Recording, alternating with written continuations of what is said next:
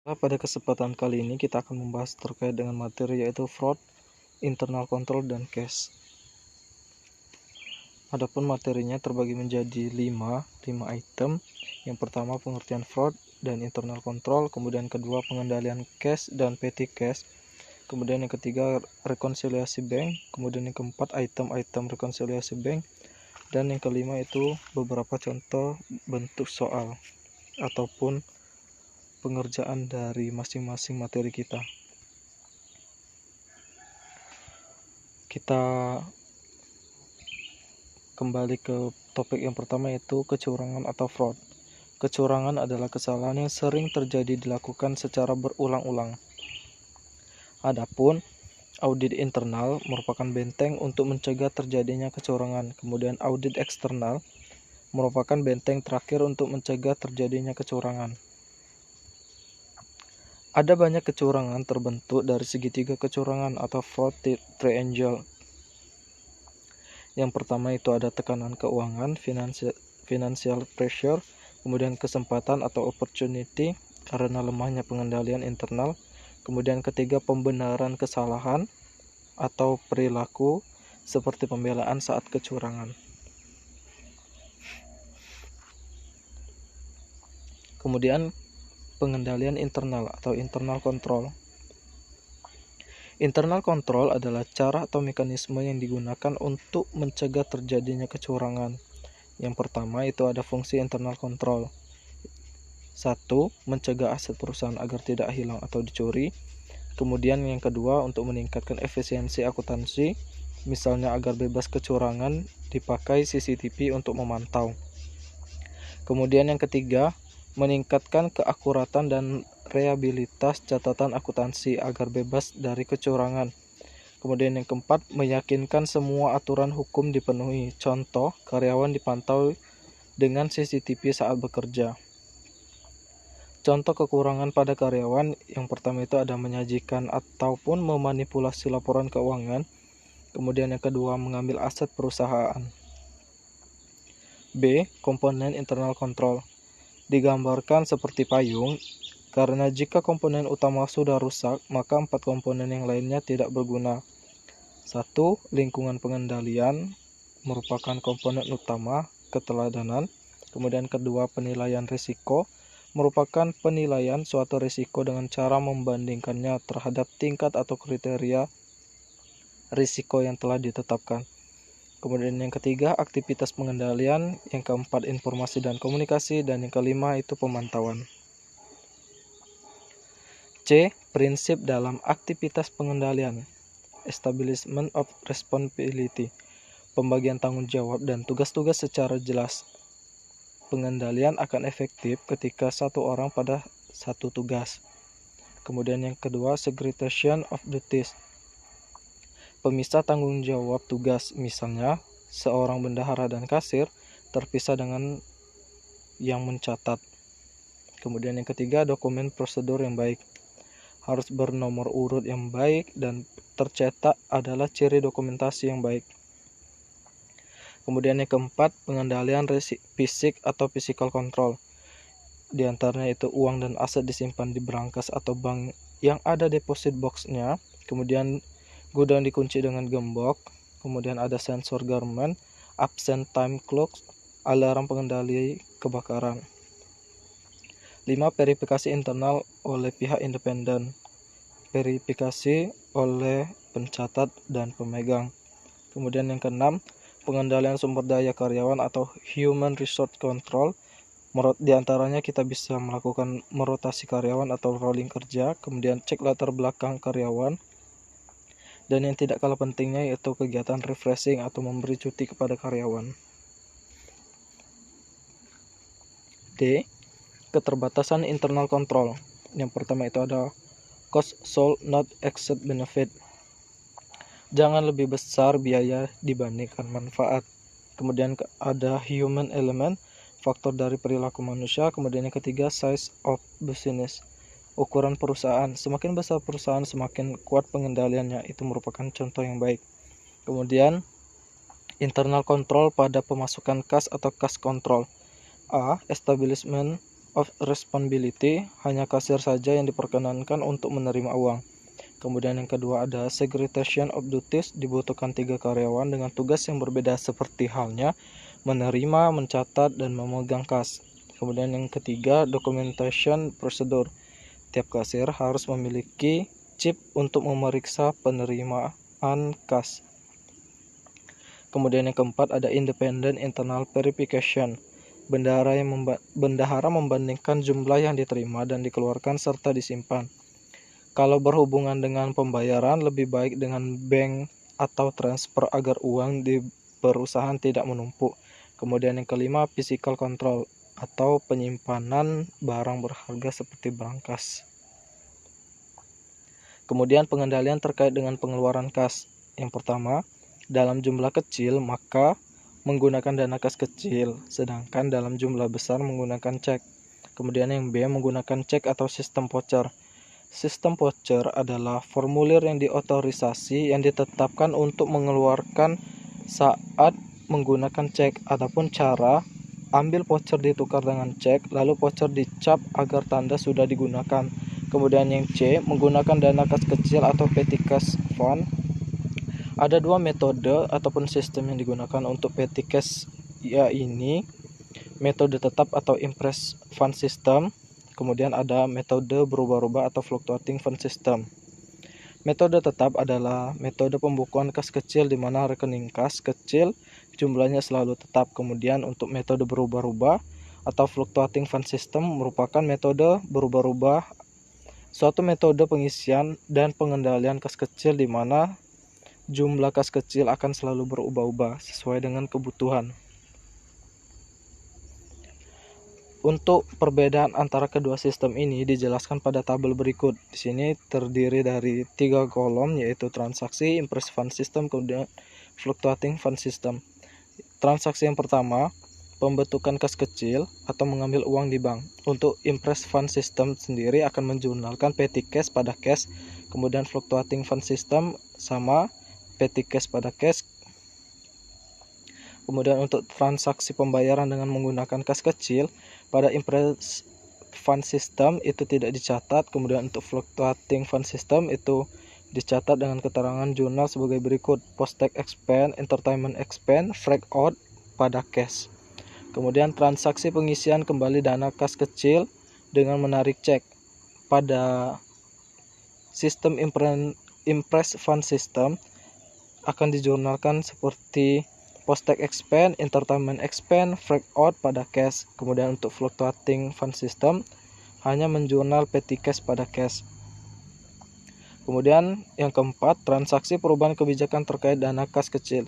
Adapun untuk menambah dana kas kecil pada impress fund system dengan menjurnal petty cash pada cash. Kemudian untuk fluctuating juga sama, petty cash pada cash.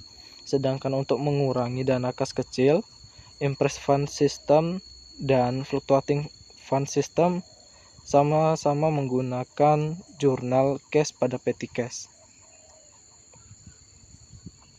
Sebagai contoh, anonim company menggunakan dana kas kecil untuk pengeluaran dalam jumlah kecil dan mencatat penggunaan sistem dana tetap atau impress fund system. Berikut ini adalah contoh transaksi untuk periode 2 bulan. Pada tanggal 15 April, mengisi kembali dana kas kecil dengan menulis cek senilai $240. Pada tanggal ini, dana kas kecil yang tersisa berdasarkan hasil perhitungan adalah $10 dan bukti-bukti transaksi menunjukkan untuk biaya angkut sebesar $90, post-tax expense $45, kemudian entertainment expense sebesar $62 dan miscellaneous expense sebesar $40. Adapun untuk tanggal 30 April mengisi kembali dana kas kecil dengan menuliskan cek senilai $235. Pada tanggal ini dana kas kecil yang tersisa berdasarkan hasil perhitungan adalah $15 dan bukti-bukti transaksi menunjukkan pengeluaran untuk freak out sebesar $82, charitable contribution expense sebesar $75, post-tax sebesar $53 dan miscellaneous expense sebesar $28.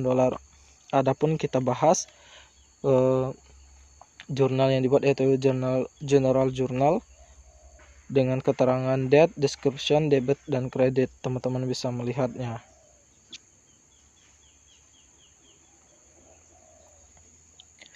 Kemudian kita lanjutkan dengan materi rekonsiliasi bank.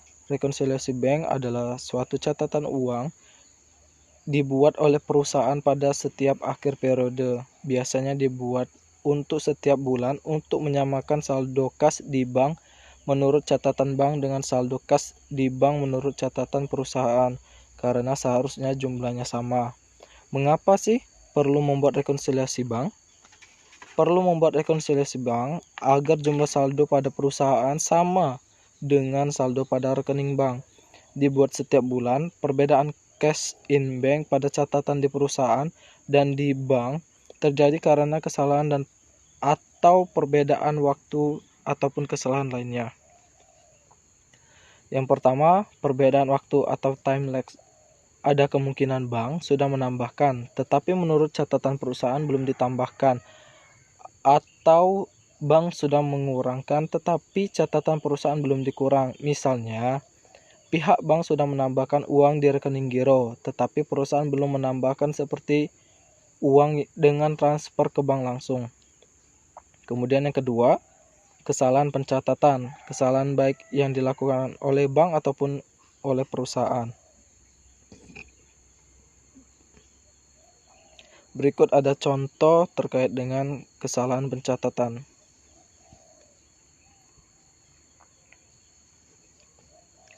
Maka diminta, yang pertama itu ada siapkan rekonsiliasi Bank Duta Corporation per 31 Desember 2017.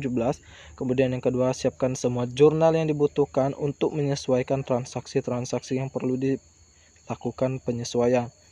Pembahasan Duta Corporation Bank Reconciliation Desember 31 2017, cash balance per bank statement itu sebesar 5.465,50 dolar. Adapun bertambah deposit in transit sebesar 2.148,21, bank error sebesar 1.080, kemudian ada pengurangan outstanding check yaitu sebesar 3.003,48 dolar. Maka semuanya dijumlahkan ataupun dikurangkan, kita dapatkan hasil sebesar 224,37 dan dijumlahkan akan dapat nilai adjusting cash balance per bank statement sebesar 5.689,87. Kemudian kita lanjutkan, cash balance per book statement itu sebesar 4.627,87, bertambah notes receivable itu 1.800, kemudian interest revenue sebesar 1.108. Kemudian terjadi pengurangan administration expense sebesar 30 dolar, NSF check sebesar 636 dolar, kemudian book error sebesar 180. Maka kita kalkulasikan akan mendapatkan hasil 1.062 dolar. Kemudian kita jumlahkan akan menghasilkan adjusting cash balance per book statement sebesar 5.689,87. Adapun Duta Corporation Adjustment Entries Desember 31 2017, di sini kita buat 4 bagian yaitu date, description, debit, and credit. Yang pertama, deskripsi yang pertama itu ada administration pada cash sebesar 30 dolar, masing-masing 30 dolar. Kemudian yang kedua, cash sebesar 1.908 pada note receivable sebesar 1.800, kemudian interest receivable sebesar 108 dolar. Kemudian yang ketiga, akun receivable pada cash sebesar 636 dolar, pada cash sebesar 636 dolar. Kemudian D, akun payable pada cash masing-masing sebesar 180 dolar. Adapun item rekonsiliasi bank antara lain, yang pertama, setoran dalam perjalanan atau deposit in transit. Kemudian yang kedua, cek yang masih beredar atau outstanding check, dan yang ketiga, bank memoranda. Setoran dalam perjalanan merupakan suatu penerimaan kas yang sudah dicatat oleh perusahaan sebagai penerimaan kas. Akan tetapi sampai akhir periode setoran tersebut belum muncul atau belum terlihat pada catatan menurut bank. Kemudian untuk cek yang masih beredar atau outstanding check merupakan cek yang sudah ditarik oleh perusahaan dan sudah dicatat oleh akuntan perusahaan sebagai pengeluaran kas, tetapi sampai akhir periode cek tersebut belum muncul dalam catatan menurut bank, sehingga penyesuaiannya dilakukan pada catatan menurut bank dengan cara menguranginya. Kemudian bank memoranda merupakan pihak bank sudah menambahkan atau mengurangkan langsung kas perusahaan yang disimpan di bank, tetapi perusahaan belum menanamkan atau menambahkan ataupun mengurangkan sampai akhir periode. Kemudian yang keempat yaitu kesalahan atau error. Kesalahan pencatatan yang dilakukan baik oleh pihak perusahaan ataupun pihak bank.